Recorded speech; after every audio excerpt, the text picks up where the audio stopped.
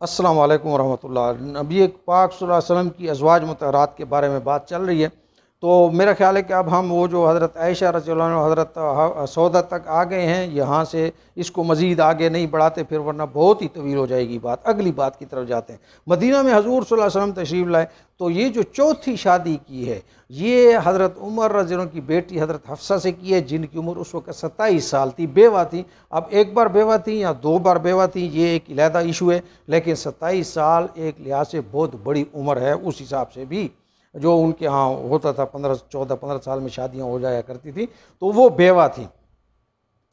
अब हज़रत उमर रज़ियल्लाहु अन्हु ने क्या किया, ये जो आता है, हज़रत उमर रज़ियल्लाहु अन्हु ने अपनी इन बेटी का निकाह के लिए हज़रत अबू बकर सिद्दीक़ के पास गए।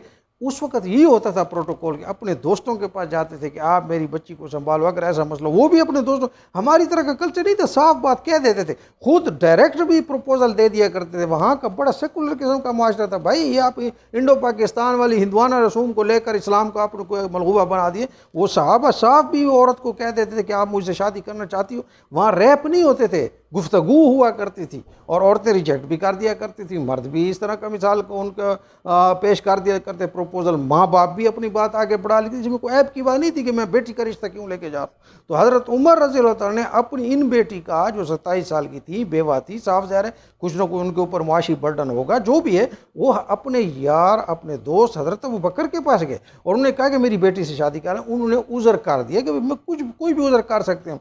अच्छा, बहरहाल फिर उसको हज़रत उस्मान के पास गए, तो उन्होंने भी उज़र कर दिया।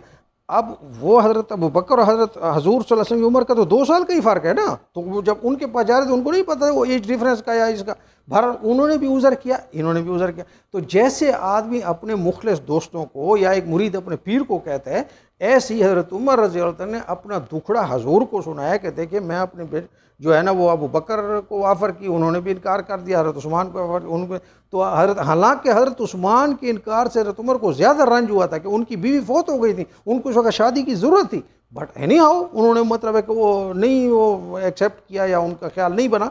तो इस पर हज़ूर सल्लल्लाहु अलैहि वसल्लम हज़रत उमर का दिल रखने के लिए फरमाया कि कोई बात नहीं है, तुम्हारी बेटी को मैं ले लेता हूँ, मैं शादी कर लेता हूँ, उसको उस्मान से अच्छा खामन मिल जाएगा और उस्मान को उससे अच्छा मतलब बीवी मिल जाएगी। तो एनी हाउ ये हज़रत हफ्सा रज़ियल्लाहु अन्हा की जो शादी हजूर से हुए, मैं ये समझता हूँ कि हजूर सल्लल्लाहु अलैहि वसल्लम ने अपने यार, अपने दोस्त की एक परेशानी का हल करने के लिए अपने आप को पेश किया। हालांकि जनाब अलैहिस्सलातु वस्सलाम की जो मसरूफियात थी, जनाब अलैहिस्सलातु वस्सलाम की जो मुआशी हालत थी, वो आपके सामने है, और इसमें ये किया कि उनको लेकर भी अपने आप अपने पास आ गए। अब आप इसको भी लोगों ने तमाशा बनाया। बहरहाल तो ये थी हज़रत हफ्सा रज़ियल्लाहु अन्हा के साथ जो उनकी शादी हुई है, ये उनका किस्सा है। उनके बाद फिर वो जो आपका वो मोस्ट कंट्रोवर्शियल हज़रत ज़ैनब वाला किस्सा है, उसकी तरफ हम इंशाल्लाह जाएंगे। ये हज़रत हफ्सा तक हम, ये चौथी शादी हजूर सल्लल्लाहु अलैहि वसल्लम की इनके साथ हुई है। दरमियान में मैंने आपको एक बता दिया कि एक प्रपोज़ल ख़ुद हजूर ने जो की थी, वो बच्चों की वजह से